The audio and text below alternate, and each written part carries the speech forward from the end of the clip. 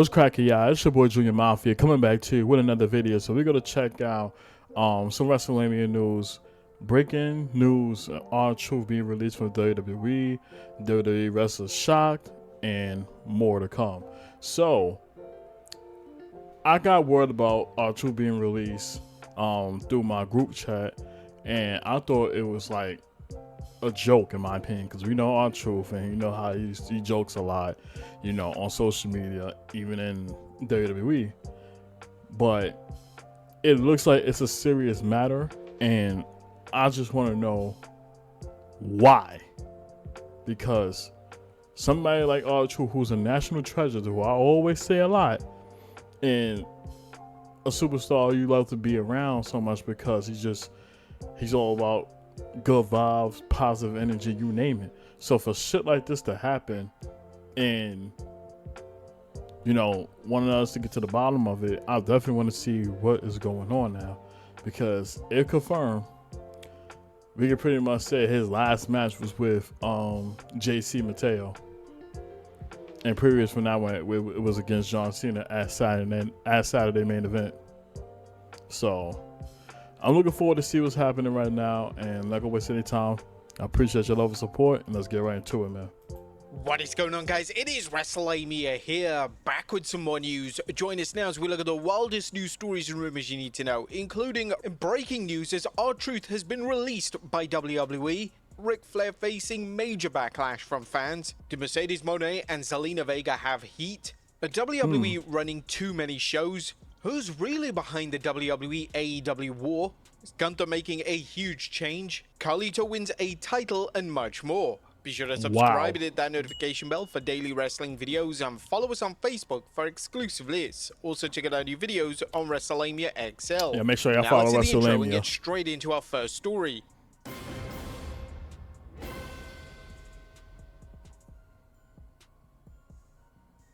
Now, first story looks at breaking news as R-Truth has been released by WWE. Now, unfortunately, in incredibly shocking news, R-Truth took to X today to formally announce that he's been released from WWE. He posted on X saying, "I'm sorry to inform you all, I just got released from WWE. I want to thank WWE for the ride, but mostly I want to thank each and every one of you who was along for the ride. Thank you for all the love, support, and appreciation you have given me over the years. Thank you." Now, a lot of the fans were assuming that Truth was just joking, saying that he missed April Fool's Day. But in the minutes that followed, Fightful Select confirmed that Truth has indeed been released from the company and will leave when his deal expires. Now, this comes as a huge shock. Quite frankly, I'll never understand WWE's logic. They have wrestlers on TV who are featured in big matches and then just almost suddenly release them. R-Truth definitely isn't the first one who's been featured on TV and then just released out of nowhere. Another one that comes to mind was Braun Strowman. Now, R-Truth is the one saying thank you to us, but we're the ones who truly should be saying thank you to him. Exactly. We can't think of another superstar who's been funnier than R-Truth. He's been so funny that he's literally broken wrestlers right on television, including that time when he managed to make even Brock Lesnar break. What an amazing guy, and he will genuinely be sorely missed from WWE. It's kind of crazy to think that this wasn't just John Cena's farewell tour. This was actually R-Truth's as well. I guess that merchandise that R-Truth made as a joke towards Cena on the Saturday night's main event matchup turned out to be real. Sean Ross Sapp of Fightful also mentioned a lot of shock and disbelief within the WWE roster over R-Truth not being brought back. WWE stars including Rhea Ripley only had positive things to say about R-Truth's farewell. She mentioned, "In all seriousness, this is literally so heartbreaking. Thank you, Truth." Next up, Ric Flair facing major and backlash. back on that, let me just say something real quick. Personally, for me, I love R-Truth. And he had been with the company for almost, and correct me if I botched this, almost like 15, 16 years. You know, I know he used to be with WWE back in like the Attitude Era and all that, with Road Dogg and all that, but I ain't gonna count it as much. But I think once he came back to WWE again around like 2010, y'all let me know, around 2010 or 2011 and whatnot, you know, he became a real like focal point with the company. You know, even if he wasn't like a main event guy that you look at, you know, winning world titles or anything like that, he was good for a mid card title. But outside of his in-ring performances, his charisma can never be duplicated. Like, this man, he broke Brock Lesnar, like, character, like, you know, in the sense of him literally just smiling and all that when he should be taken serious and all that. Nobody can ever do that shit but R-Truth. And he pulled it off. You know, this was talked about, I think, from Paul Heyman and stuff like that, to see if he can get Brock Lesnar to break inside the ring. And long and behold, he did that. You know, it was times when even Vince McMahon was there. Truth know how to make Vince laugh and all that too, and hence the reason why he always kept him around. So, personally for me, R-Truth is loved by men, women, and children. You feel me? And that's somebody right there that I will still think that he will be in WWE for a long period of time until he's ready to pretty much hang up the boots and all that and move on and all that. I ain't expecting to be the other way around. So it's kind of fucked up that we now find a word about this, and I'm sad about it. Like, you know, you don't have to be a fan of R-Truth to not love him. Like, he's a lovable person in the ring and outside the ring. The most humblest guy that you ever want to be around, man. And it just sucks to see him, like, leave and all that, which still strikes a nerve in me because I don't know who decision this was. Son of my gut tell me it could have been a TKO decision, because I know my heart of hearts Triple H ain't that dumb to let Truth walk away. Not like that. Or even let him go in this case. So hopefully we get more details about that. But, you know, you see the love from WWE superstars and everybody on social media, you know, on Twitter, on the gram, YouTube, everything, like pouring their hearts out, you know, appreciating R-Truth and what he did, because even though he's thanking us, we should be thanking him and whatnot, and just giving us that laughter, that entertainment that we need to, you know, enjoy these shows and stuff like that, man. And like I said, that can never ever be duplicated, and there's only one R-Truth at the end of the day. So I want to send my well wishes to him, wish him on his future endeavors and all that, man. And just want to say thank you for everything that you brought to WWE, to the fans, to everybody. You are, and I say this again and again and again and again, you are a national treasure, and we appreciate you and whatnot. So I want to give my respect to the man himself, man. And even if he ain't hear this or not, but, you know, I just hope he understands how much we love him. So I wish him all the best. It's still fucking insane to me, man. Now, our top story today takes a look at the latest drama surrounding Ric Flair, an incredibly offensive tweet that the Nature Boy posted on X last night. As we all know, the legendary Jim Ross was recently diagnosed with colon cancer. Right, I heard Fans and about. wrestlers have been sharing their well wishes towards JR. However, Flair decided to post the most insensitive post imaginable on X, saying, "Jim Ross will always be Jim Ross, seeking attention. Focus on your recovery, Jim Ross." Flair ended up deleting his post and issuing up a follow-up message. The backlash was instant and severe, and rightly so. To accuse a man of attention seeking for having cancer is truly insane. Fans theorized that either Flair was hacked or he was just extremely drunk when he posted this. Now, it later surfaced that it was neither, and Flair would claim that he was, well, joking. If you can't take a joke from a 76-year-old man, then you're living life too seriously. It was all harmless, light-hearted fun, just trying to make people laugh and smile. The original tweet directed at JR has since been deleted. Not sure what the joke really was, but it could be towards a recent article of Jim Ross calling out Ric Flair for taking credit for his marriage. Flair would also delete a tweet featuring a bizarre consent contract that equally confused fans. It seems that Flair is the one clearly trying to get attention, but to gain that attention in such a wild and tasteless manner is simply not appropriate. Next up to Zelina Vega. I will say this though, for Flair to tweet that, especially something serious like Jim Ross dealing with colon cancer, after, you know, dealing with battles with, you know, his skin cancer and everything else like that, for you to make a joking tweet, thinking that it was all fun and nothing serious and all that, dude, this is a man who pretty much fighting for his life right now. And colon cancer ain't joke. It's not a joking matter. So for you to even go that direction right there and think it was all fun and all, no, like a lot of criticism was gonna come your direction, and let's call a spade a spade. Like somebody could have messed around and said, "Oh, well, they make a joke amount about Ric Flair and him nearly dying too and all that, blase blase." You think people ain't gonna come at them and all that because you are an icon, you are a legend, like you're a household name. You know, outside of wrestling, people know who you are, so they're going to defend you to the upper echelons. But for you to pretty much do that right there with somebody who's literally on death's doorstep if things don't go out the right way, it's just messed up. And those things you can't joke about, respectfully. You know, so people have different opinions about this right now. This is my personal opinion about this. I don't give a damn about anybody else right now. It was fucked up on Ric Flair's point of view. You know what I'm saying? And, you know, joking about a man and think he's attention seeking because of announcing his medical conditions. There's nothing about seeking attention from that.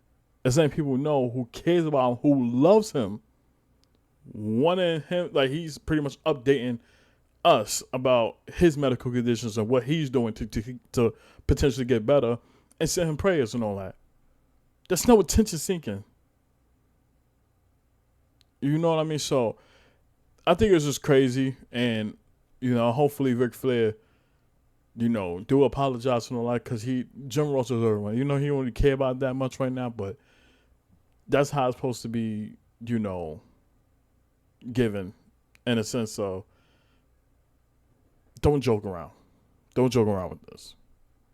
You know, so that's all I have to say about that, and that's where I stand at, in my opinion. So there's that. Mercedes Moné have heat towards each other. And for the past few years, there's been rumors that Zelina Vega and Mercedes Moné aren't on good terms. Wow. These rumors predominantly come from the prior comments made about Vega and Vega allegedly mocking Moné on WWE television. The current WWE Women's US Champion has finally addressed these rumors, and during a new interview with Ring the Bella, Vega explained that there were never any issues between the two. So when it comes to me and Mercedes, we never had any beef. That's what's so funny. Back in the day, I had done an interview, which I remember talking to Naomi about this a long time ago. I was like, it'd be really cool to get, because I'd known her prior for a while. So it was like, to get it, like a thing with her. Like hopefully we can get into something in WWE. Like my brain was, I needed to get to WWE any way possible. She's one of the top girls. I want to get in the ring with her. She's dope. I want to do this. She was cool with it.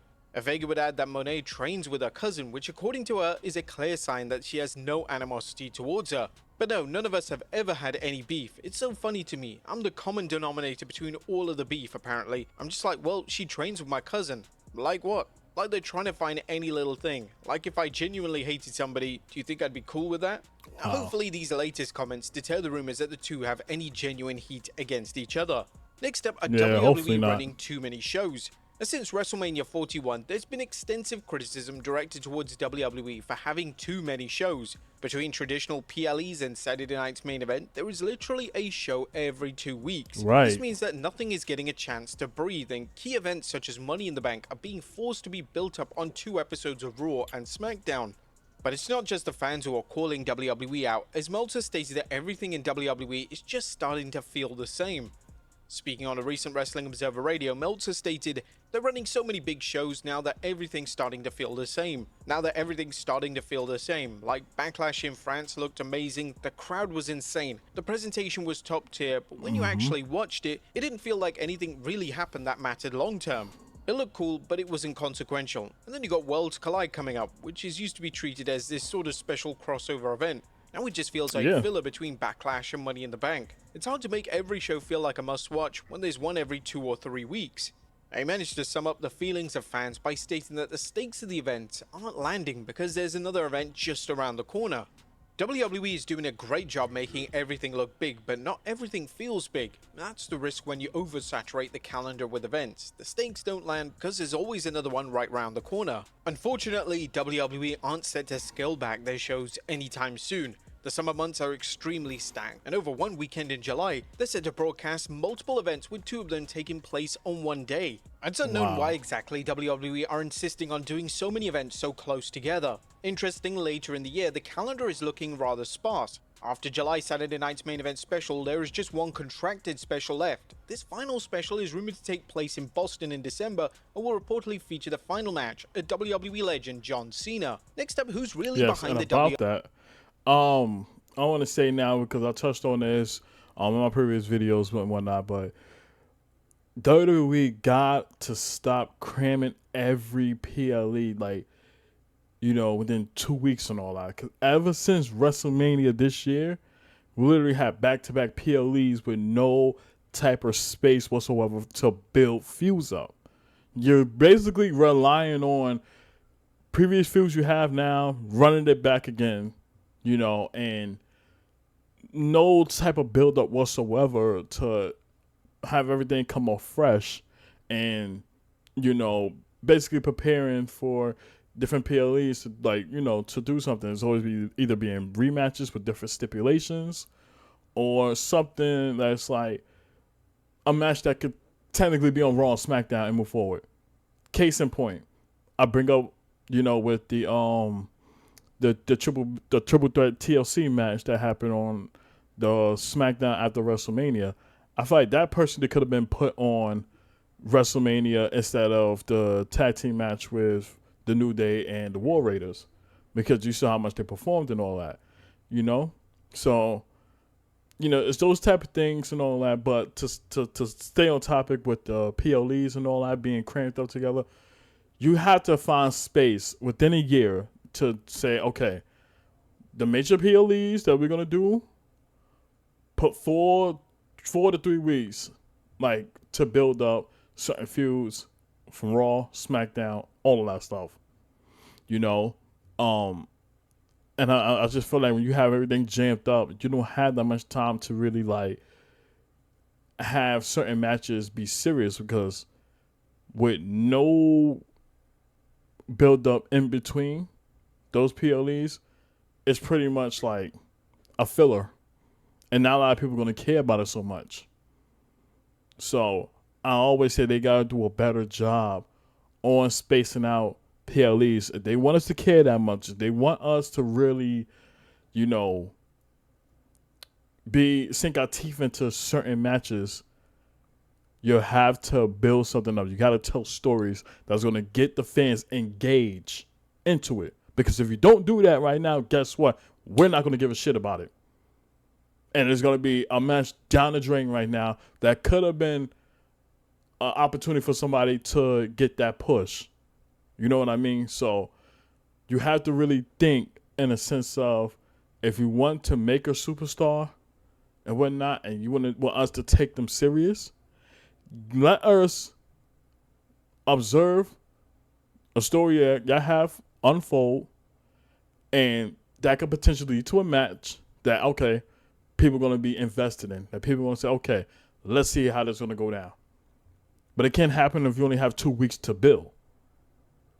So I really, really want them to get their shit together. But I feel like TKO has this whole thing in a fucking frenzy. And it's really, really hurting WWE right now. Financially wise, no. But when it comes to viewership and some people criticism about it, that's where it really becomes a big issue. And like I said, I hope this dude gets resolved. I'm still not a fan about SmackDown being 3 hours. They decided to go into the 3-hour mark. I hate that, because 2 hours is fine enough. It's a get in, tell your stories, get out. Simple as that. So now you're pushing the 3 hours. Now your expectations is going to be, you're going to have to put on bangers after bangers after bangers, because past that 2-hour mark, people are going to be tired. So there's that. WWE AEW war. Now in 2025, there's been a clear focus from WWE to counter-program AEW. WWE are purposely putting on shows to rival AEW, and according to Dave Meltzer on the Wrestling Observer Radio, this is exclusively a Nick Khan call. This is all Nick Khan. These counter shows, these schedule overlaps, these hit pieces, that's Khan's department. He sees AEW as competition and he wants to keep them boxed in, but they're going overboard now. WWE are doing extremely well as a business, Right. and there's truly no need to counter program AEW in the way they're doing currently. Where there being a lot of negative feedback to a lot of key WWE creative calls this year, it would make more sense for them to focus on making their product better rather than trying to counter-program everything AEW does. They're spending so much money on something that's not even effective. I mean, do you really need to run the Great American Bash opposite All In? Or plan a dozen stories just to tweak perception? You've already won in terms of market share. It comes off Right. as petty. People are starting to see the WWE as a big bully. They're not just beating AEW, they're trying to humiliate them. And that makes the underdog look more sympathetic. And honestly, I don't think it's helping. AEW's audience is loyal. If anything, WWE's making them look like the bad guy in the fight they've already won. WWE counter-programming AEW would be a fascinating question to throw at Triple H, potentially at a post-PLE press conference. However, it's likely that Triple H and any official name from WWE would deny that they're trying to sabotage AEW, and they would no doubt just simply state that they're exclusively focused on WWE. Next up, Gunther making And I a will huge say change. this real quick. If that's the direction they're trying to go because they feel like, you know, they're still in competition with AEW and whatnot, hence the reason why they're throwing out as much PLEs or counter them based on what AEW is doing, that's petty and that's childish. Because in the day, from a market standpoint, you got that covered. Like, you have massive sponsorships that AEW doesn't even have. If anything, they might have probably 1, 2 sponsorships, maybe 3. But that compared to what you're getting right now, and you're worldwide, and people look at y'all as the head honcho when it comes down to professional wrestling, you don't have to do shit like that. You are a household name, period. And telling somebody who loves WWE for nearly 30 years, I've been watching. Like, you don't have to go this direction. Like, and even though I'm gonna watch AEW like that, I give respect for, and they stick into their lane, and their side of wrestling and what they love. You feel me? So you don't have to start cramming everything to make counterparts to what AEW is doing. You stay in your lane. You do your part.